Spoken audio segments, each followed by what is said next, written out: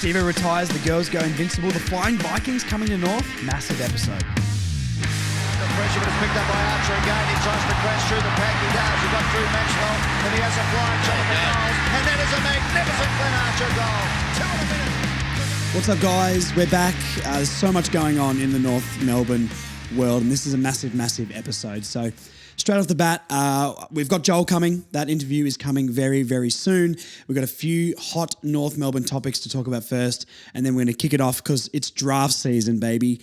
Very, very exciting stuff. November is draft time. I'm pretending everyone's going to be as good as Harry Sheezer, which is fantastic. So our draft expert, Joel, is back. But first, the girls got a massive win. Stevo, Toby Pink, all sorts of stuff's going on. So we're going to touch on that first, and then we're going to get into the interview. The girls go invincible. I was down Arden Street yesterday with Marnie and the Close to a Flag boys, and it was so much fun. 78-15, absolutely belted the Suns, and the girls go invincible. No losses for the entire season, and now we are on to finals, which is very, very exciting. There was so much good stuff out of the game. I mean, it's classic North Melbourne ball movement. Ash Riddell just taking the piss all day, 32 touches. She was linking up everything in the middle. The amount of times I think I saw her run straight through the guts and deliver it into the 50, crazy stuff. Now, my favourite player. Now, Tess Craven, you are my favourite, but Vicky Wall, what a highlight reel.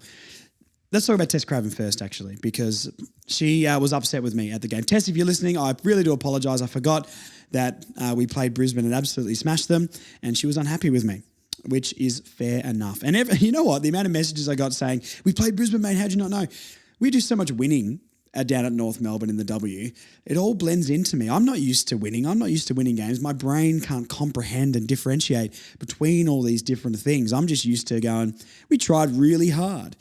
And the girls are changing that. So Tess Craven, 16 touches, but on the bottom of so many packs yesterday, she was really putting in a shift and did something where, you know, I think it was her and Ruby Tripodi, I believe it was, or was it Taylor Gatt? It was one or the other. No, it wasn't Tripodi because she didn't kick a goal. It must have been Gatt because Gatt did kick a goal. Let me just check. Yes. They both tackled someone in the goal square, and I was actually standing in the pocket, and Tess was like, no, it's yours, it's yours, it's yours. And I thought that was great. I'm like, these girls are really locked into the team mentality right now. Because if it was me, I'd be like, that's my kick. I want to kick the snag. But Tess was so unselfish when they both laid that tackle and instantly was like, no, it's yours, Gaddy, it's yours.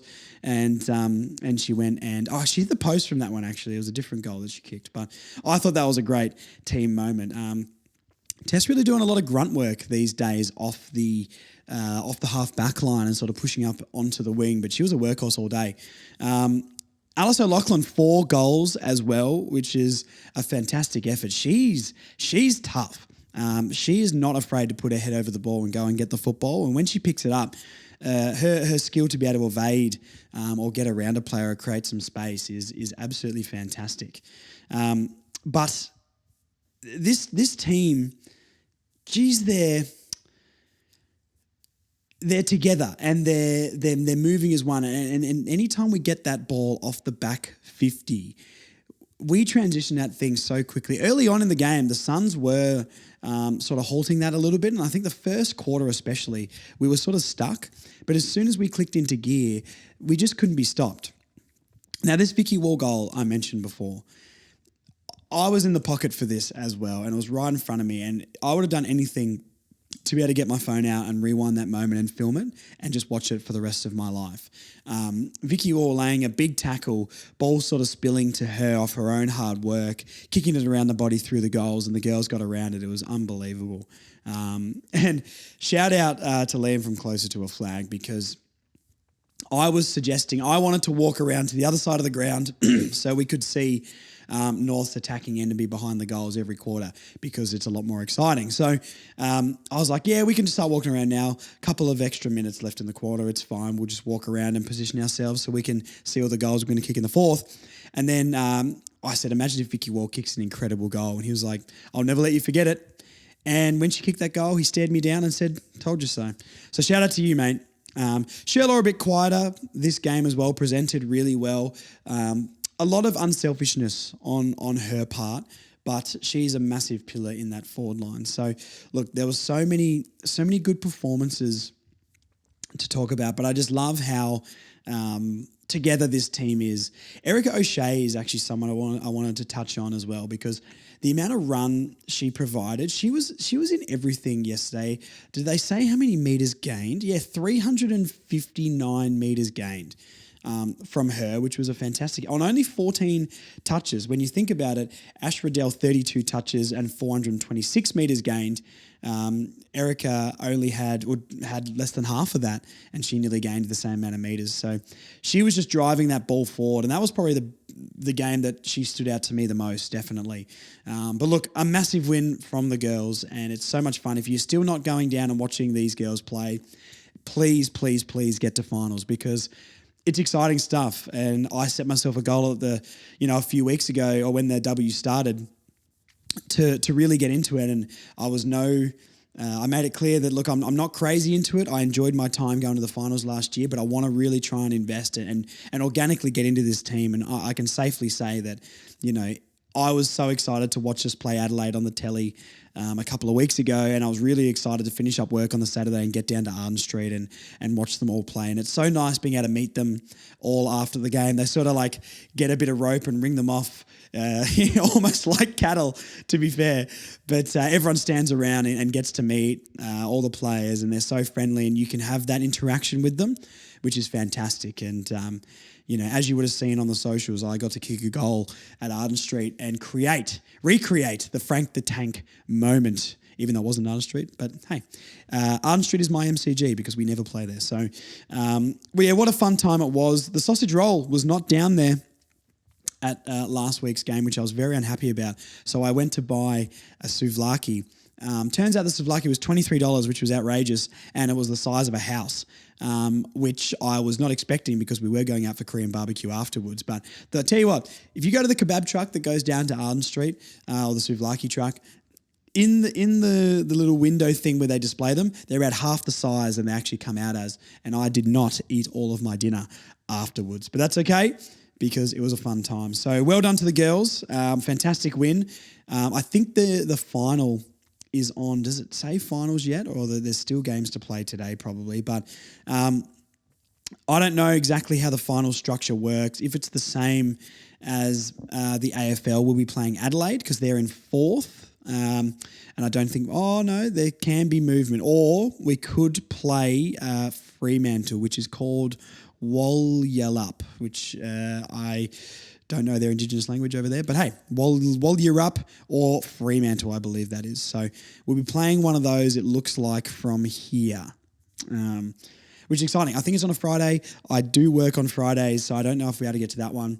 But every single game in the finals I can get to, I will be there 100%. So well done to the girls.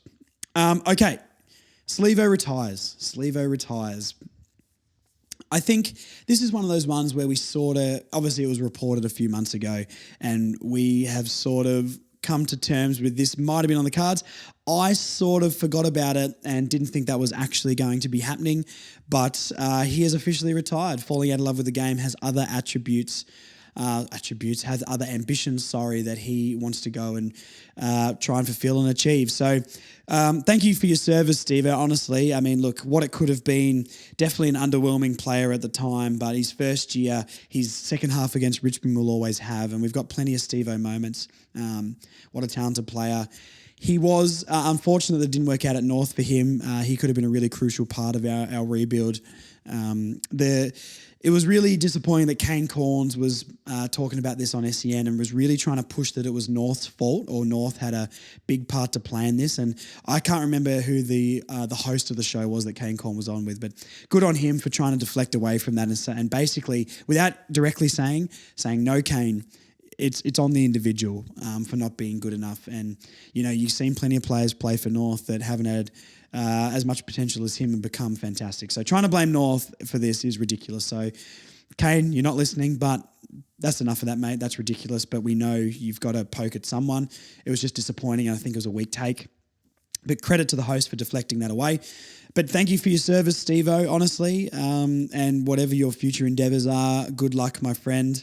But yeah, disappointing it didn't work out. But good on him for, retiring and not taking the 500K for next year. I think there's going to be something to be worked out. It's a bit confusing why they have to work out if what money he gets from his contract because he is retiring. But that sort of might suggest to me that there was a conversation had where he's not going to be getting opportunity and you can go out on your own terms and they can come to a sort of settlement on that. So that would be a gut feel of mine. Don't know if that's true or false, but that's just a gut feel about what might be happening.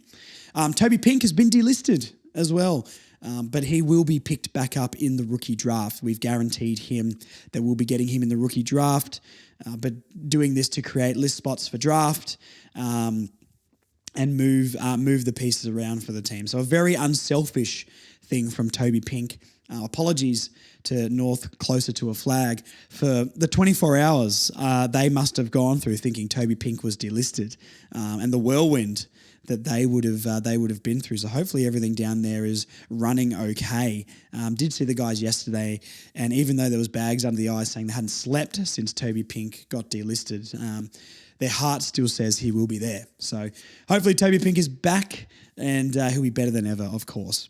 And the last thing, North of WA thing is basically happening. 2 games from Tassie is going to be moved over to Western Australia. Me and Marnie had a lot of opinion on this recently, and a lot more information has come out about it since then. After having a little bit of time to think about this and get my head around it, read a couple more articles. Am I on board? I wouldn't say I'm on board still. I think my stance is similar, but I can understand it from a financial perspective, but that's basically where it stops for me. I really hope one day, and like Marnie said, that we don't have to be that club that is selling games. I mean, winning will change that, I hope. But I understand where the club's at right now that we do still have to do that sort of stuff. We pocket $6 million over a 3-year deal to play 2 games over in Perth. I don't know what the other ground is called. I can't remember, but they're playing one at Optus and one at the regional ground over there against Freo and West Coast. We'll stay over there for the 2-week block and, pocket a couple of $1 million every time we do it. So, look, from a financial perspective, go for it. To me personally, it's kicking the can down the road. I would much rather set up regional games in Victoria somewhere and try and get access to talent in that area as well. I would hope that's on the cards. I mean, everyone running the club definitely knows more about football than I do. So, please get that going. But if a third Western Australia team is linked to be, and that's rumoured to be the 20th team, then we're really just kicking the can down the road. And in a few years' time, if that does happen, we're sort of done. And then we've got to figure out a different way to get games and extra revenue somewhere else. So, look, I don't love it personally still. Happy for the WA fans. As a Tasmanian, I don't live down there anymore, but as a Tasmanian, it sucks for the Tassie fans, but they do still get their couple of games. And North down in Tassie sort of died off since we've been a bit rubbish. So I understand the deal. I'm not against the deal, but it also doesn't make me excited for any reason whatsoever. I personally couldn't have gone to the Tassie games most likely. I usually get to like 1 a year, but replacing them to WA, if I got some spare coin, maybe we'll be flying over to go and do the, go and do the one at the regional ground. That might be fun. So anyway, look, that's basically all of the updates there. Just a little bit of rapid fire on all of those things, and we might just throw to the interview with Joel now so the podcast isn't too long. So thank you for listening, guys, and please get to the girls' games. Really, I really, really highly recommend it. It's a fun time. It's a family event. You can go and kick the footy on the ground afterwards most of the time and meet the players, and just being at Arden Street is cool. There's lots of nice places around Arden Street to eat and everything afterwards as well. So we had a great time going down to the game, getting some food afterwards and just hanging around North Melbourne. So if you can do that, please get down there. All right, it's Joel time. Enjoy this interview with the draft. I've got to edit this. Clearly, as you can see, if you're watching on YouTube, I'm going to the Melbourne Victory game on the Sunday. So this should be out around the same time as that game is on. So anyway, edit time for me. Thank you for listening, everybody. Thank you to everyone who came and said hello at the game yesterday as well. I can't believe that many people know my face now. It's kind of terrifying, but kind of cool. And yeah, I really appreciate everyone sticking with the podcast in this quieter time of year. December, January is probably the time we're going to shut it down, and I'll have a couple of months off, and then we'll be back better than ever. Hoping to do another live show as long as pieces can come together, and running a few more events and things like that. So anyway, let's throw to Joel. It's draft time. Get excited for the draft. The Flying Viking, guys. I'm telling you, you'll understand after listening to this portion of the podcast. We'll talk to you soon. Enjoy the interview. Go North. Welcome back to the Further North podcast, everybody. It's November, and that means draft time. And draft time calls for one thing. We need a draft expert, a man famously known for predicting every single one of North's 5 picks last season. Joel's back. There's been the one thing I didn't tell you is there was some people messaging me asking when you're going to be back on the pod. So you're a big name around here now, mate. So welcome back. And how does it feel that people are dying for you to get back on the pod? Thanks for having me, Josh. Yeah, it's always good to come back. I mean, as I said, I love talking draft. I do it all the time anyway for my free time for fun. So it's good to be wanted to hear talk about it. So that's always nice. There you go. The fans have been waiting, mate. This is a big occasion. You know, this might be the highest listened to podcast ever. So no pressure, though. No, none taken. I'll said it's a good draft, this draft for the drafters. So it's a good one to talk about. Well, look, Brady Rawlings does his best work late. That's what we know. So hopefully they're not leaving this one too late. And we've got a few prospects in mind. So we've got a few questions to go through, basically covering what we should be doing in the draft, pick 2. We're going to talk about a few prospects that we're looking at, which ones we'd personally take, and then we'll just talk about some other little bits and pieces. So I guess let's kick it straight off. In your opinion, what does North need in this draft? And should we take best available or draft on position? This is very tough for this draft, to be honest. It's a really, really tough question. I always, as I said last year, my theory is you go with the best available when you're drafting with your first pick. But our needs are obviously, we could always go another midfielder, which is always a chance in this. But I think that's going to make North fans' spines shudder. It will make their spine shudder. But the players that we seem to be loving, and we've talked about this in, you've heard a couple of media things that we've released talking about going for size as well. So there's quite a few. Like for me, what we need is another key forward, key back, which I think we're potentially able to get in this draft. And the issue is going to be obviously where the value is, if we're going to have to trade back or if we're going to stay where we are and take. This draft, obviously the top end where we're sitting around, there's a lot of mids. There's been a lot of midfielders in that area, and there's been a couple of tools that have started to come towards that front end, but they might be pushing up as well in relation to people wanting the tools, and some of those other good mids will be sliding back a bit as well. So it'll be interesting to see on the day what picks we're holding and what we're doing. But my gut feel is I would be going for a key forward, and I'd be drafting them early with our first pick, whatever that may land at the time. Well, let's get into that then. I think the next question, what we do with pick 2, can sort of circle back around into what we should be doing in the draft. Do you think we keep pick 2? And what would you do personally? So let's go to the first one. Do you think Brady Rawlings keeps pick 2, or do you think we get a deal done? Obviously, the deal that's most talked about is to Richmond for potentially 6 and 11. And I heard a future first from us, which I think is probably a bit too much. I'd probably prefer to take 6 and 18 if we didn't have to give up a future first as well, because we don't want to, I don't know if we're going to be, I don't know where we're going to be on the ladder. I don't expect it to be crazy high next year. So, we don't want to be giving Richmond a top 5 pick for getting 6 and 11 from them, and they get 2 and top 5 pick from us next year. So what would you personally do? And what do you think Brady will do? Personally, I mean, I like the idea of trading back, because the player that we're most heavily linked to, we could probably get at pick 6. I think this season, future firsts are being really massively undervalued, because if we did that trade, I don't see us not having a top 5 pick next year. So it would be essentially trading, let's say, pick 2 and pick 5 for pick 6 and 11, which is downgrades on both your picks. True. The issue is that future first market at the moment. You've seen what a few other clubs have done. It's just not there, and unfortunately, at pick 2, West Coast, who traded behind us, traded 3 for 12 and 14. We got offered that and turned it down, obviously.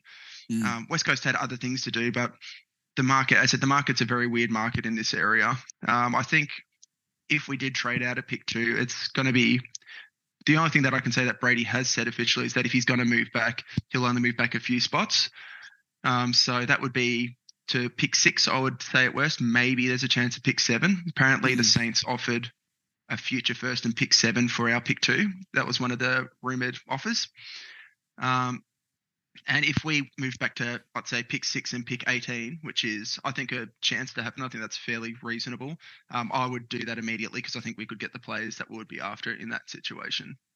Yeah, no, I completely agree with that. I would take 6 and 18 for 2 personally and not give up any future draft hand. If they offered 6 and 11 for our 2 and like a future second or something like that, then I could possibly think about that. What do you think if we offered a future second or third round pick? Do you think that would maybe get 6 and 11 over the line with the Tigers? I don't, unless it was future first, but there's a lot of rumors around that offer, that exact offer. I really don't like that offer personally. There's been a lot of rumors around that offer, and there's a chance that they might have knocked that back as well, which is crazy to me at that stage. Well, they're offering a lot for not much. The Tigers. I mean, they already gave up pick 6 for an above average player, which I don't know if Dimmer owed some hush money down to the Tigers still and did that deal to keep some people quiet because that had some nudes saved in his hard drive or something. But I don't know, some dodgy's going on there for Rioli. So yeah, the Tigers seem to be playing hard to get a little bit here, which I completely understand. But do you think the most likely would be 2 and 6 and 18? Yeah, I'd say 2 for 6 and 18 is probably about what we'd do. If we don't get that, I'd personally probably stay where we are at pick 2 and just take the player that we want, which I think there's a strong chance we do. I'm not sure. I think Tigers were – the only thing with the Tigers as well is they've got 8 picks in the first 25 picks. Yeah. They're not taking 8 players. They're taking 7 or 6 is my gut feel around there somewhere. But the other issue for that is that their 20s – they're probably going to be offered first rounders. I reckon Essendon's probably going to offer either Melbourne's or their first rounder. We might offer a first rounder for some of those later ones, which would be, yet again, not good for me. I wouldn't enjoy that. I don't think that'd be good for next year because I think next year's top end will be better than this year's top end is my gut feel. Do you think it's important for us to not give up too much future draft capital as well? Because I think we're all predicting, still like a bottom 5 finish for North Melbourne. I don't think that's crazy to say, even if we did double, if not triple our wins, we're still sort of bottom 4 or 5. Do you think it's pretty important that we don't give up more future draft capital because we are still going to be lower? Or do you think we should go into the draft now and then hope that it improves a lot? I'm happy to move into this draft with our first rounders and definitely our second and third rounders. I'd be happy to move into this draft. The issue is I think they're hugely undervalued. Like I said, like a top 5 pick next year, you could be looking at, Willem Dersma, who's Zane's brother, who's another 190 something centimetre, utility, versus, potentially pick, 11, 12, which will be moving back probably 2 or 3 spots to 14, 15 this draft, which, I just don't see the value in that for our club moving forward. So I'm very much so for trading into this draft if the offer's right. Yeah, okay. So ideally you would say, let's get, because I think moving below 6 sort of gets me a little bit nervous, especially when we'll talk about some of the key position prospects in a second. But, I would hate to see a situation where we do trade, even if say what are the Saints got 7 and 8, say we move down to an 8 or something like that. That would make me very, very nervous that we wouldn't be able to get some of the top key position prospects. I think, depending on which mock drafts you look at, key positions can be sort of 7 and below. Some can be pick 10 and below. So I think this draft is so scattered in exactly what's going to happen. And I would be very, very nervous if we moved sort of 7 or 8 or under. If that is the scenario, how low do you think we can move and you'd be comfortable with? And if not, do you think we'd pick the right player we need at pick 2, or do you think we get a midfielder? My gut feel is that if we stayed at 2, would probably take the key position player still. There's one particular one, which we'll talk about in a bit. But if we got to pick 6, there's a chance that player, I think there's a good chance that, or not good, a decent chance that player could be gone by then. But we'll be able to grab another player, which I rate fairly closely in that situation as well, at the next pick at 6. Because I don't think both the key position players in that area would be gone at the same time. Okay, well, let's talk about a couple of the prospects then. I've sort of tried to list these just roughly grouping them in key position and midfielders. But the first one we've got is the one that we're sort of most linked to at the moment. The Flying Viking, I've heard his nickname is, and that has marketing written all over it for me. I love it. So I'm really excited about this guy, but let's talk about him. Alex Tauru, I think his last name is, if I'm saying that correctly. I believe so. Very, very exciting prospect. I've heard a few different things about him, but you're the expert, mate. So just tell us a bit about him. He was a late bolter in the draft. He had a lot of injuries in his younger years, so durability is always going to be a question for him. But as the back half of this year was just incredible. Some of the highlights that you see, he's extremely elite with his marking. 193 centimeters. But he's on the younger end again, so you would probably want him to grow a couple of centimeters. If he got to 195, he could be elite. He was mostly in defense. He very rarely loses one-on-one contests. But there was a couple of interesting games towards the end of the season where they started to swing him forward at different stages. There was one particular game where the wind was blowing heavy on one side. I think it was against Murray, and they just essentially left him with the wind. So he stayed forward and back. I think he kicked 2 goals to that game, and like everything that went down his way, he's just absolutely reading the play beautifully, clunking marks well, extremely elite in his vertical. Even though he's 193, he's jumping, and that was having him marking everything coming to him. So I personally view him, if we took him as a forward, I think we'd be playing him, which is a bit different than where he was going to be drafted. So I'm very much so in on him. I think his ceiling is one of the highest in the draft, just with what you see from improvement and where he could end up. The other question mark on him would be he sometimes makes a bit of silly decisions whilst kicking and that. But that's part of the game he can improve on, I think. But his ability to read and come across packs and his timing to run and hit, he's elite in his defensive decision making, as in when it comes to reading the play in the air and reading the ball. So I have him as our first pick. If we stay at 2, I still think we take him now, is my gut feel. But I think we could get him at pick 6. Interesting.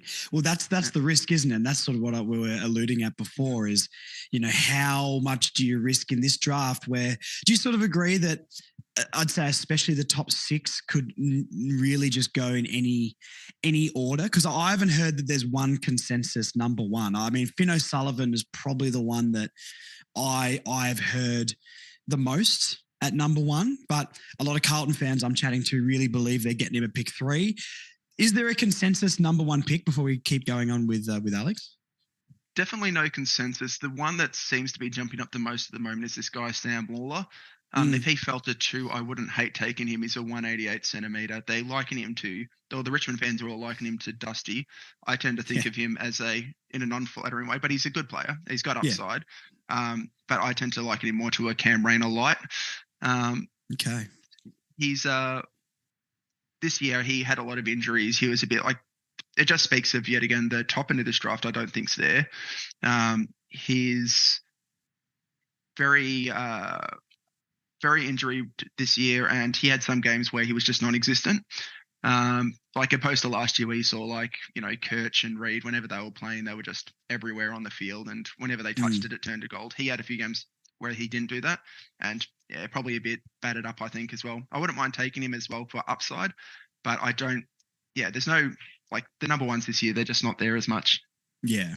So with Tauru, 193 centimetre, would he be? He's only be 18 years old, wouldn't he? So hopefully you'd get a couple more centimetres out of him. But like you said, his marking ability and his vertical, that like a Dersma is going to make him be able to play as almost a key position. Versatility, marking, his leap and his athleticism are listed here as strengths for him. But once again, his draft range is sort of on this. I'm just going off Zero Hanger here. My friends in Zero Hanger, 6 to 15 is sort of the draft range they've got him here. But I had the last week especially have definitely been hearing him, up at number 2. And if we do stay at 2, we'll take him anyway.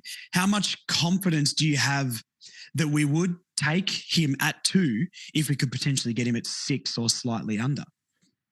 Well, that's the point of the trade back for me is I think the issue is at 5, I think Melbourne's a decent chance to have a crack at him. The reason I say that is they're apparently really into this guy, Bo Allen. He'll probably be available at their next pick, which is pick 9. At pick 5, they've got that because they probably want a key back at the moment. May and Lever are getting a bit older.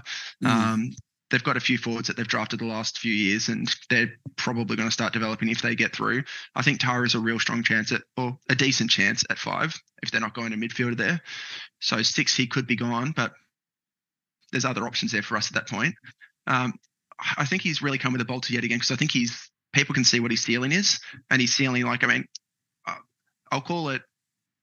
I think his absolute best that he could get to is and it's going to sound very good for us, which is Charlie Curnow. Yeah. He's got that ability to jump at everything. He's slightly undersized as a key forward, but he's athletic when the ball hits the ground. He can pick it up, and he just seems to win the contests all the time. And he's if he gets his body right and he starts to not read the game because he reads the game perfectly, and he just improves a bit of disposal in that, he could be the best player out of the draft in my mind. Do you see him as more of a forward for us or a defender? If he came into our club, where do you think they play him at? Because I would really be hoping it is a forward. I don't think we really require a key defender as much as people think. With, Comben, Core, Logue down there as the 3, I'm pretty comfortable with that for where we're at on the ladder. And I think there's a lot of improvement, obviously in Comben, and Logue's got plenty of footy left in him as well. His comparisons here are Sicily and Alia. Do you see him as a forward, or do you see him playing more defence? Because obviously the 2 Dawsons and that sort of stuff as well for North. Where do you reckon he'd play? I think they'd play him forward. That's my gut feel on him. It sort of takes away some of the bad passing and decision making with your kicking, and he emphasises, if anything more, the ability for people to have to try to defend him a bit better. But he can read the ball, jump over people. I think I view him as a long term. I think they'll play him as a forward. Is my strong feel. I think when he comes into us, I think he'll probably start as a forward as well. Yeah. And I think that's what they'll do with him. I think they'll put Will Dawson back to future-proof against Core. Yeah. And they'll bring Taru forward to develop behind like a Darling and that. And worst case scenario, if it's not coming on, you could move him behind, and he's a very good defender already, and he's probably learnt a bit of forward craft to be a better defender as well. Yeah, for sure. No, I think I would hope that as well. The key forward thing for me is really important, especially with, I like bringing in Darling, but Darling's going to last a couple of years max, and we need someone to be able to take that spot. Because I would hope in the next couple of years we're slowly moving up the ladder. So, I think if we don't get a key forward in this draft, I'd be pretty disappointed just because of Darling is a short-term option, a good short-term option, but we do need someone to take the throne in a way when he goes because we need that next partner to Larky. The last thing I'll ask you about him before we go to the next prospect is, are you concerned about the injuries and his body? He finished the year so well, and I think, for me, there's always concerns with that with these young guys coming through. I think if we get him into the right system and that, it'll be not bad for us. I think I just feel like he's someone that his body's starting to get right, and I think he'll have a good long career. I haven't seen the injuries as bad. I think he sort of left them behind him, and the way he finished the year and his the physical ability that he had as he finished the year, for me, I'm sort of not as concerned with that with him. All right. So another key prospect, Harry Armstrong. He's someone that I have been very keen on, and his sort of draft profile makes me very excited. Alex Taru definitely seems to be favoured at the moment, or more talked in North circles. So we can sort of talk about both of them and compare them as players, but let's just talk about Harry Armstrong as a player individually first, and then we'll see how he stacks up against Alex Taru. So Armstrong, do you see him as sort of another potential to be North's key forward option in the draft? Absolutely. I went down to a couple of games and saw him play a few times. He's quite athletic for his size, strong lead up mark, very good patterns of leading, the way he gets up to it, and he often can move up the ground a bit more. I view him as a bit more similar as a forward to like a Larky than like that more athletic, like he's a lead up forward more. He can take those contested marks, and he took a couple of really beauty ones against in Vic Metro final. And he does a few around the ground, but I view him more as a lead up one. His set shot kicking is very elite. Like he hits, he's doesn't waste chances at goal, not unlike Alaki. The comp that I'd probably have for him personally is like a Logan McDonald sort of type. Okay. So he's not like, he's gonna, he'll lead up, he'll take it. He can occasionally hit the pack. He'll always compete really hard and bring it down. But like the marking would definitely go towards, for me, Ataru long term. But Armstrong's more of a natural forward already. Like he can, as I said, like his goal kicking is beautiful. He can kick it from 50 plus, which I always tend to like watching, which is like Larky's more that probably 40 meters towards inside or 40, 45. His contested marking's decent, but his leading patterns and his marking out in front is pretty elite for me. I do really like him. I just see, for me, I love Taru's upside more. But if we got Armstrong, I'd be not even the slightest bit disappointed. I'd be extremely happy with that. Yeah, I think it's a really interesting one because, do you think it's better for North to bet on upside more than a sure thing at this point? Because Armstrong seems to have played as a key forward the majority of his time playing football, where Tara is more of that swing man, and we'd hope to make him into a specific position. I mean, Armstrong's always been a key forward, 195 centimetre, and like you said, he's that classic lead up, mark the ball, kick the goal from outside 50 sort of forward. It feels to me like it's more of a sure thing. Do you think, we should be still trying to take maybe a higher upside, or do you think at this point in North's very young sort of development, we should be taking more of a sure thing, which to me feels like Armstrong, but let me know if you don't agree with that. No, I tend to agree with you. I think Armstrong's closer to a sure thing. I don't think there's ever really sure things, but the upside of the way I'd put this is there was a draft not too long ago where nice and early they took Sam Weidman, Melbourne did, and not too far after, based off ceiling and upside, was Charlie Curnow. Yeah. So you can go what you think is the more safe option and get these players that look like they're, and but their assets are more limiting than I feel that the assets are slightly more limiting on Armstrong for what his ceiling could be. Like I think he's going to be a very good player. And I still think he'll be a very good player, but I can see where Taru could go. And I just think Taru's upside's just with that athletic explosion, the way he hits packs, he'll be, I rate him so high, but if you went either one here, you could look foolish in 12, or in probably not 12 months, it's too early. Probably 5 years, you could look foolish either way, to be honest. But it's a really tough one to choose. I mean, Armstrong, as I said, I wouldn't be the slightest bit disappointed if we took Armstrong. We wouldn't be wrong to take Armstrong. But Taru's just got that little bit of extra ability. Just when the ball hits the ground, his speed, like he still hits it a lot harder. But Armstrong, I said, like Armstrong wouldn't be wrong. I tend to go for upside though if I was going to be North in this situation. Okay. Where do you reckon Harry Armstrong sort of goes in the draft? Do you think, would we take him at a pick 2 if we didn't, if we didn't trade it? I guess if Taru isn't going to go 1, right? I wouldn't assume. So, in a hypothetical scenario and Alex Taru isn't there, is that someone we would take potentially if we kept pick 2, or do you think the only way we take him is if we do trade down? I think the only way we would take him is if we traded back to like 6 or 7, because at that stage, like Melbourne, I think is a chance to look at Ataru heavily, and I think Armstrong would be available at 6 and 7. I don't see St Kilda necessarily taking him, but it's one to watch. But I apparently Melbourne does love Armstrong as well, so they're a chance to take him at 5. But I'm more thinking that Taru's our first option. I don't see us taking Armstrong at 2. I'd be shocked if we took him at 2, where I wouldn't be shocked if we took Taru at 2. Okay. Let's go to another one here. I think we've got a few minutes left on the chat, then we'll restart it. So Luke Trainer, the known North fan, key position defender. I've heard likened to a Sicily type, a bit of an intercepting tall defender, but has the ability to swing forward. What do you think of this guy? Do you think he's someone that if he did come into the club, we would try to put him forward? Or do you think, do you think it's a good idea to take a key defender in this draft? What are your opinions on that? I would immediately take him if we had him at if we managed to trade out our second and get, let's say, 6 and 18. And if I don't think he'd be available at 18, but I think there's a chance he would be. If he managed to side there, I would take him up without a second thought. Obviously the issue with him that's happened is he's had concussion issues already. Yeah. That's been what's made him slip down this board, because originally there was top 5 talk of him and top 2 pick with us really heavily looking at him.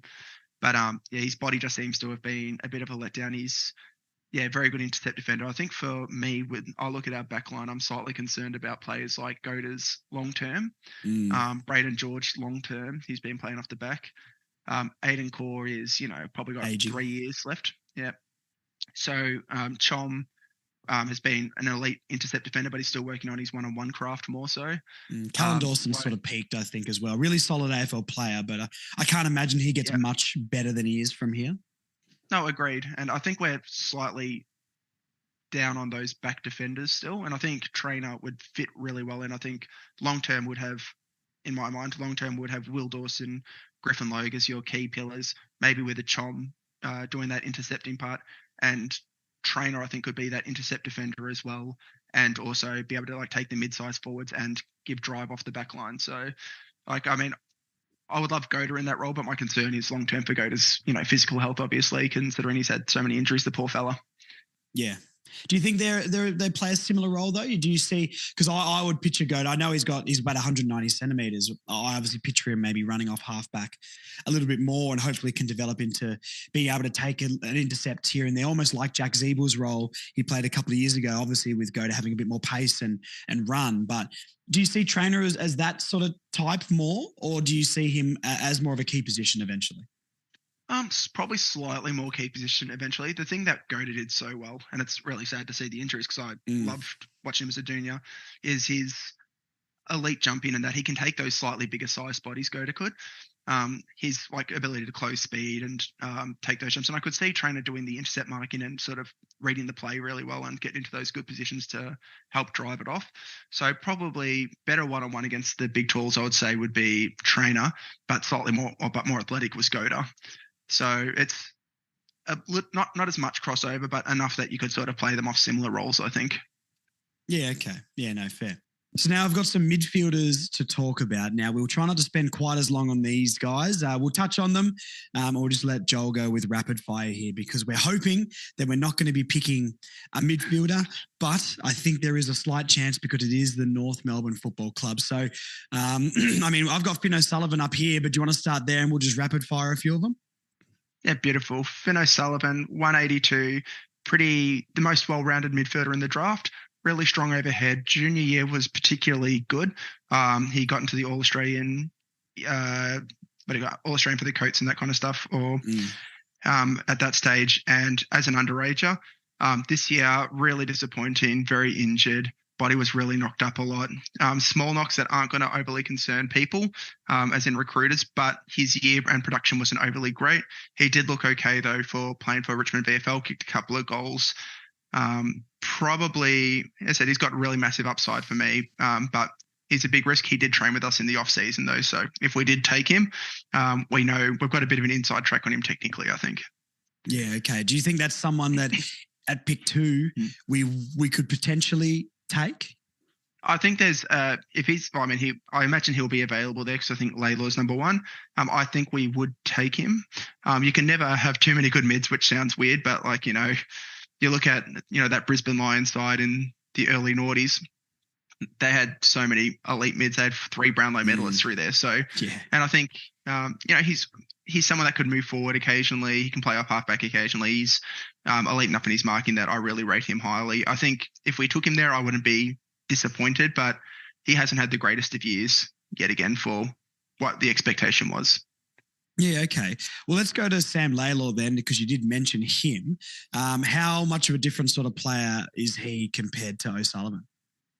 He's a lot more, I think his forward craft and the ability to go forward is probably a bit more. He's a bit stronger in packs and he can sort of run through them a bit. As I said, I don't tend to view him as the Dustin Martin. I tend to view him more Cam Rayner. He's really strong overhead as well. Really good marking player. Tackling is very aggressive as well. He can kick goals fairly consistently as well. Good penetration on his kicks. Just yet again, as the concerns with him is injuries. He was knocked around a little bit as well. And I just, in some games, he just doesn't have the impact, but you can hopefully develop that over the next little bit. He is 188 centimetres as well, so size I do like on him. From Bacchus Marsh as well. So, he's not afraid to get down and dirty under a pack as well. Jaeger Smith, the Richmond prospect that I thought Richmond were guaranteed to take, but it's absolutely not a sure thing now. I think he played a lot. Did he play for their VFL side or trained with them a lot? Yeah, he played a couple of games with them and actually put in pretty good runs. He's a slight frame at the moment, very small. I don't think that's as big these days in AFL, the frames, just because I think with the way tackling rules have gone and bumping and that, they tended, you can be a bit smaller these days. He's, for me, the best performed during the season, and I think significantly so. The only one would be Levi Ashcraft, but we won't talk about him too much because no one can get him except for Brisbane. Yeah. Not an option. But his, 30-plus disposals, his elite around packs, the knocks on him as besides size is he's a bit more lateral, so he moves it sideways. He had one game where he had 30-odd disposals and 50 metres gained, which obviously isn't that great for impact. But he has worked on that significantly, and he's been kicking it forward and hitting a lot more. Probably 30, 40 metres kick is what I tend to view him as, and an extractor. I don't think I'd be disappointed if we took him, only from the end that we really don't need his type. And I think if Finn O'Sullivan or a Laylaw or a Langford are available, I prefer them personally for our team mix. But he's if he went number one, which I think there's still a slight chance of, but seems more unlikely. I don't think they'd be too disappointed. I think he would fit really well in with their midfield, given that they've got big inside mids and not really the outsides. Same thing with Carlton. Carlton need pace, and I think he would go to them potentially. I think he's a good option for them if Foss is off the board, which is potential if we're at 2 still, or if Richmond trade up to 2, he'll definitely be off the board, is my gut feel. Harvey Langford then, let's have a chat about him. What sort of player is he, and is he a shot to come to North, or 191 centimetre midfielder? So it is that bigger body type around in the midfield, maybe like a Tom Green sort of build. What do you think with him? His AFL comparison in front of me here is very contrasting with Marcus Bontempelli or Matisse Philippou, which is not very similar to me, to be honest. So I'm confused about that one, but yeah. I personally think they're not great comps for him. He's, for me, the one that I sort of viewed him as is going to be strange, but Zeeble. Raisin Bean is strong, big, inside body. He's works really well there. He's extremely strong overhead, and Zeeble obviously was for a lot of his career. He can move forward and kick goals, which he added to his game a bit more. I like him for us just for a mix, because I think we're lacking a really big inside body, as in like someone that just exerts power through body size, and like Zeeble often would just create lanes for other people to run through as well. He did the less known things. My big knock on him, and it's going to be a big knock on him, which might seem slight a little bit, is his speed he makes Zeeble look quick, which is yet again a concern if he's making Zeeble look quick. So yeah, I think that's the big, like Zeeble was a bit quicker on foot, and that just sort of shows you what his concern is for his game. I think, this is the sort of midfielder though that I like. Prototype wise, if we were going to take a midfielder, I feel like this is probably the biggest hole in our midfield. And I've sort of said this before. Like, let's chat about Josh Smiley super quickly, and we'll pair him in with Langford here, because they're sort of the two tall inside mids, extractors, but maybe not the quickest. How far down the board has Smiley dropped to? If Richmond still holds 6, they'll take him at 6. And if they don't have 2, if they have 6, I think they would take him there.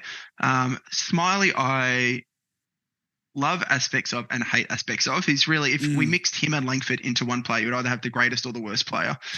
Because I think they tend to do different things well. Like Smiley can be the second receiver, so he gets the ball, he can get the ball outside opposed to just inside. He's got a decent amount of pace, but his contested markings, for me, non-existent, which for 195 centimetre midfielder, you would expect him to be dominating. Yeah. he looks a tiny bit scared of the contest for me when I see him go in. Like there was this great play between against South Australia where him and Draper, which is another play we might look at. They were both going for the same ball. Draper's picked it up, span away, and Smiley was just sort of left in the dust and didn't go in that as hard. So my concern with him is just like he doesn't have that mongrel to him, Smiley, for me, which is something I don't think he can teach. Where do you reckon on the draft board he's sort of sitting at the moment, Smiley? He'll get, if he's available at St Kilda, they'll definitely take him. I'd be shocked if they didn't. If he's available at 6 and Richmond have 6, they'll take him. Okay, is so my still gut feel. top 10 guy. Yeah, top 10 guy. Okay. But he played footy and he slid down the board where Foss didn't play footy, and Foss is still up there. So it sort of says where he's at. Yeah, okay. So do you reckon Langford is a shout for us at all? Like, is this going to be another one of those ones where if we've got two, from this chat in particular, it feels like Taru is going to be the guy. If we trade down, then it seems a little bit more unknown. Do you think this is a guy that would be on their radar more than a smaller, maybe quicker user of the football? Do you think if we were going to pick a midfielder, this is the type that North would be looking at? If we slide back to 6, I don't think we're taking a midfielder. I think then our fate is sealed that we're either, if we slip back to 6, for example, I think we're taking Armstrong or Taru. If we slide back to 7 and got the future first from the Saints, I think we're still taking Armstrong or Taru. I think it's just how close we get to them.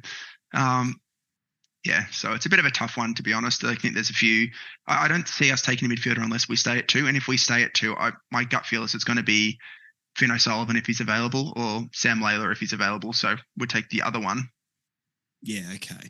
Do you think, and we'll talk about Sid Draper in 1 second, do you think that if we get with pick 2, do you think there's any chance we take a midfielder over Ataru? Yeah, I do. I think it's at the moment it's a bit up in the air. I think Taru's, who we want and who we're aiming for. I think my feel at the moment is that if we had 2, we'll take Taru still. But if we had 6, we'd definitely be taking Taru or Armstrong. If we have 2, though, Foss is a really strong prospect there, I think. Really, really strong prospect. And I think we would still go there regardless, just because, as I said, you can't have too many good mids. Worst case scenario, you trade one out next year for a high value. But and that's worst case if your player has just become so good that you can't play another player. And Foss has the chance to be that you can play him off the half forward line, I still think, and he'll be, developing through there. Kirch are expecting to move into the midfield this year more, especially with picking up Caleb Daniel. So it'll be interesting, but Foss would be the one that I think would unseat it if we, Taru, Foss and Layla are who I'm thinking. I'm personally thinking Taru just because I think apparently we're in love with him at the club. Yeah. Positional need as well. Positional need as well. And I think we just love his actual footy. So it's interesting. But positional need definitely. And so my gut feel at the moment is, pick 2. It's going to be one of those 3, and Taru is probably my leading candidate. Yeah, okay. Just as a disclaimer as well, Foss is Finn O'Sullivan, if anyone doesn't know what Foss means. All right, the last person on the board here, Sid Draper. Give us a bit about him, mate. Elite explosive pace, goes in packs and tends to hand pass out. My knock on him is I don't think he likes to kick it too much. Great tackler, great intensity at the ball. They've tried to move him forward a bit more at different stages, and he's kicked a goal here or there. Played at Sandful seniors. I really rate him extremely highly. If he could kick, or if it was less scared of kicking for me, he would be a lock in the top 3 or 4. I still think he's a good chance to come at 2. Adelaide would take him at 4. I've got the feeling.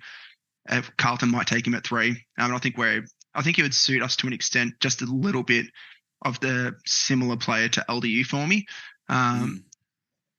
but without the kicking part. So, yeah. Okay. But his defensive work I really like though. Well, that's good. Yeah, for sure. I mean, I would assume just by reading his comparison, listening to you talk about him there, that's someone maybe Carlton would or should be looking at, because they're not, this is a Carlton podcast at all, but their thing is like they need speed. So do you think he's someone that they could maybe take at 3 instead? Oh, 100%. It's him. Like, I'm not sure what their order is. They definitely want Finn O'Sullivan. That's the big link to them. So it would be probably if Finn O'Sullivan's gone, it's between Jager and Draper at that stage. And I'm not sure which one they would take. I think Draper tends to suit their needs more. But then, Jager's also just an elite player around packs and his ability to get the ball in that. So, yeah. All right. So all that being said, which of all these targets, and I think I know where we're going to go here, but which of these targets is your top choice? So Taru clearly for me, obviously, and I would say for you as well, it sounds like he's the guy that we're looking for. But if you were going to rank 1 to 3 in the order of what you would want at North Melbourne out of Trainer, Armstrong and Taru, give me the 1 to 3. I would go with our first pick, Taru, number 1, Armstrong 2, and then Trainer 3. The ideal draft for me is we trade back 2 and we end up with 2 of those 3 players. And I think there's a chance that we could end up with 2 of those 3 in the right situation. Yeah, and obviously more likely 6 and 11 to be able to get. I mean, I don't know. I guess the amount we're hearing about Taru recently, and even definitely after this chat, what are the chances he even gets to 6? I still think there's a deep, because the midfielders are definitely the more known quantities in this. Most of Taru's has come in late in the season, but it's just you can see all the assets that he has. In a world where we trade out of 2, it would be, let's say, Sam Layla 1, 2 would be Foss, 3 would be either Jager or Draper, and then 4 would be the reverse. 5, Melbourne would be the first real. I think Melbourne would be a real chance to go there for a Taru, just because I think, as I said, they'll be looking at a key back because they need someone to come in behind. Obviously, May and Lever, and he's a great prototype for them.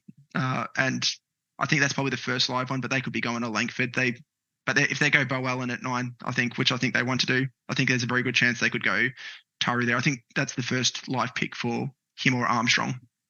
Yeah, it's such a hard thing in my head. The whole time I'm trying to think, is this worth the risk? Do we just keep 2 and get the guy we need? Because in my personal opinion, I think I don't think we don't need to be stacking talent anymore. Or even just thinking about our list under 25 years old and the names we've got, it's pretty incredible stuff. It's more those senior players that we need to fix. And then obviously with Daniel, Parker, Darling all coming in, I think that goes a long way to doing that. Claw's season being a lot better and, Logue coming back. So I think we're going to be better in that aspect. I think my gut after this chat is really just saying keep 2 and get Taru. Do you sort of agree with that, or do you still think it'd be better to risk it and go to 6 and hopefully get him at 6? I'd be happy. I'd be very happy to move back to 6 just because I think, number 1, I think it's still likely he gets there. And I think we can get something extra in the back end, which could be, there's a few small forwards around there. There's obviously, I think there's a chance Trainer does slide decently. And if we get someone like that, I'd be very happy. There's a few other players in that area, which we could another time. But it's very, personally for me, I move back and then worst case scenario, and by worst case scenario, it's not that bad. We end up with Armstrong and another player, which, I think is worth it for us. Yeah, for sure. So I guess let's just chat briefly. Not that I've got any more notes or anything up here, but small forwards and things like that for North. Is there anyone we're sort of looking at in that aspect, or do you think that that's in a position we need to look at in the draft after getting Constanti? Robert Hansen Jr.'s season was an improvement. I'm still obviously not convinced. I don't think anyone is, but he improved a lot. Is that an area that North's going to be looking at? There is Rever Stevens coming through. He's probably going to be, my gut feel is he'll be rookie listed.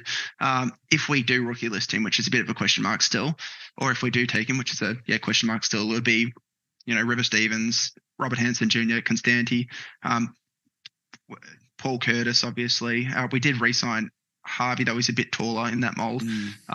So we've got a few players in that mould. I don't think we take it this draft. There's a few available. Berry's obviously one that might be available if we do trade back. I like him a lot. I think he probably goes a bit earlier than any pick that would receive. I love Kako, but Kako's linked to Essendon. He's my personal favourite small forward this draft. There's a few around there, like Detoli would be available at a later pick if we had it, which I really rate, and I think he'll be a small forward / half forward. Yeah, well, tell me about a couple of those guys because I don't know much about those players. So Berry, what sort of player profiles, hey? Oh, yet again, I'm small forward 181. He tends to be a bit more of he can move up the ground a bit more. Clean hands, very evasive. Him and Kako were neck and neck essentially for most of this draft period, and it's still a bit unsure who goes ahead.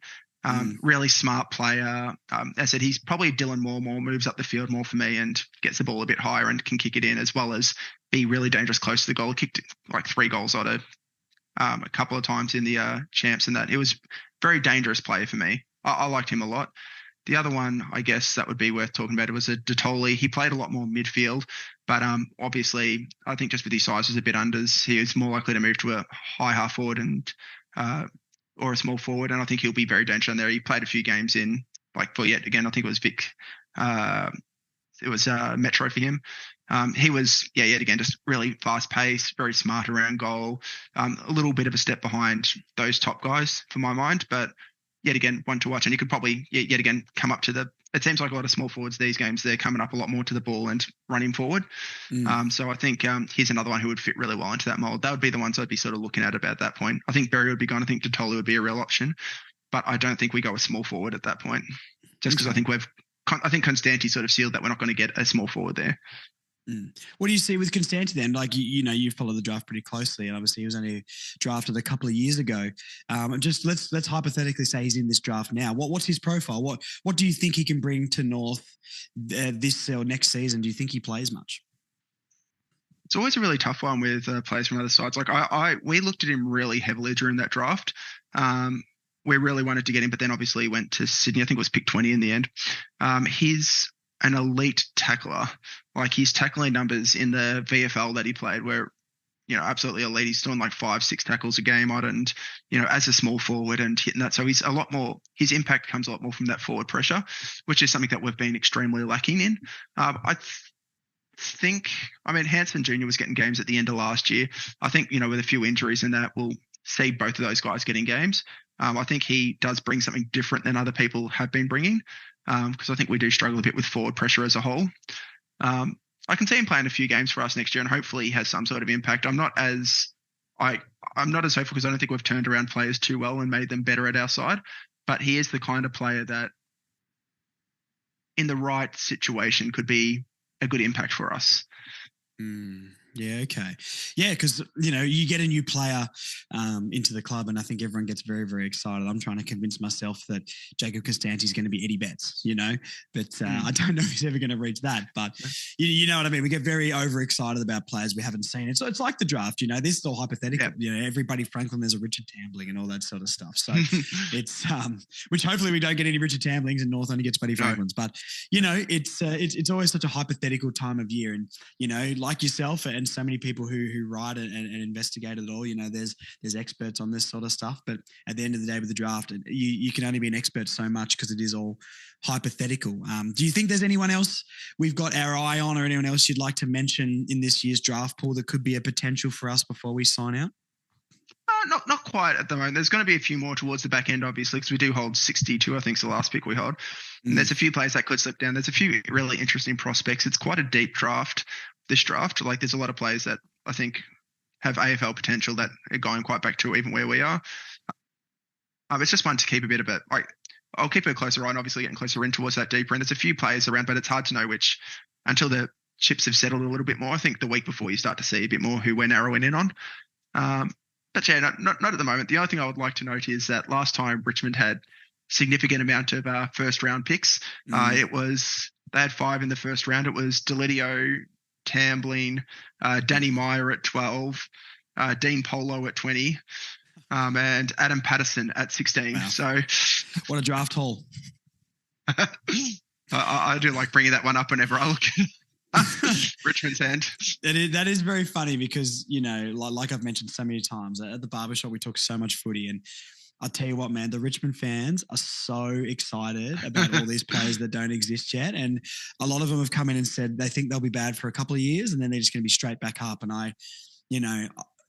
I've sort of tried to say this. It feels very similar. It feels like an extreme version of what North did, getting rid of all of the veterans and sort of going more youth and trying to go to the draft. And we know Brad Scott did not do that very well. And, we got rid of too many vets too soon. But I would say that North Melbourne still had a lot more experience and leadership on their list with Zeebles, Cunningtons, Goldsteins, Tarrants, all that sort of stuff, after Petrie, Harvey, Ferrito, Dos Santos sort of left. So I know how that worked for us, and it was not good, as we can still see today.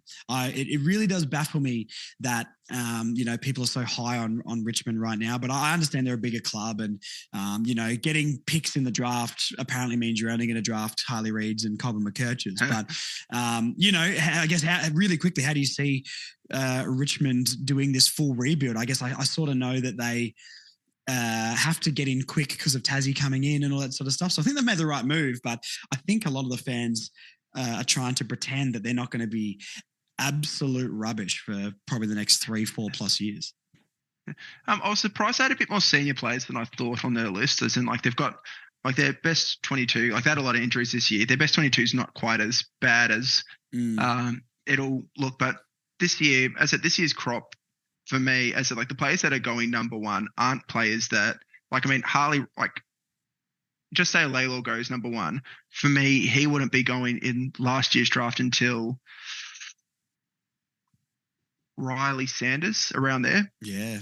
And just shows you that for me, they've got a lot of picks in this draft, but I don't think the top end is there. I think it's a very even draft the whole way through, which is why pick 2's value isn't, last year, 6 and 11, you would have, the other club would have jumped out immediately, to try to take. And this year it's not. I don't think the top end I don't think's there this year. I think there's a lot of depth in it. They're going to, their picks that will get the most value will be their, 18, 20, 22 and 25, I think it is. They're the ones, then 10 and 11, they can get decent or better players there than they usually would, but their top end, they're not going to get, there's always stars that come from these drafts in the end, but I don't think it's as sure thing like this year as it has been previous years. Yeah, no, that's fair. And that's sort of the thing I think has been lost in this year's draft. I think everyone who doesn't, obviously, 99 percentile don't follow it quite as much as you do. But, I think it gets lost out there that a lot of people are expecting this draft to be amazing draft. And I think that's the thing people are missing is it's not top heavy, but it's deep. And that's the thing. And I remember you said to me a long time ago, I don't know when it was, maybe we were just talking over message. And you told me that, Harley and Colby would go 1 and 2 easily in this draft, and then there'd be a gap, and then the rest would start coming in. And it isn't as top heavy. You're not going to get the ready-made superstar that we already know about, like a Harley Reid. But like you said, those later picks will have a lot of value. So I think people are sort of getting a little bit twisted, but it could also be Tigers fans trying to subliminally make their mind go, we're going to get a bunch of superstars. So look, like you said, their last draft haul wasn't very good, and we've seen what the Suns have been able to do, which is absolutely nothing with all their draft picks. So let's hope they go like that, mate, and they can win the spoon a little bit instead of us. It'll be nice. I think they're locked in this year. Next year's number one looks better than this year's number one, if that's any consolation for them. There you go. Well, let's make sure we get the spoon this year. We can grab him. Yep. Oh, please, for the love of God, no. Ouch. No, God, no. Oh, dear. All right. Look, we might leave it there, mate. But look, thank you again. We're going to do some mock drafts coming up as well leading into the draft. So you'll be around the next couple of weeks on the podcast. And next weekend, mock draft 1, we'll try and do a second one. And mock draft 2, as we know, Joel is going to tell us the exact players we're going to draft because he only gets it 100% right. So you can take those to the bank. Beautiful. I'll do that. All right, mate. We'll talk to you very soon. Cool. Take care. Cheers.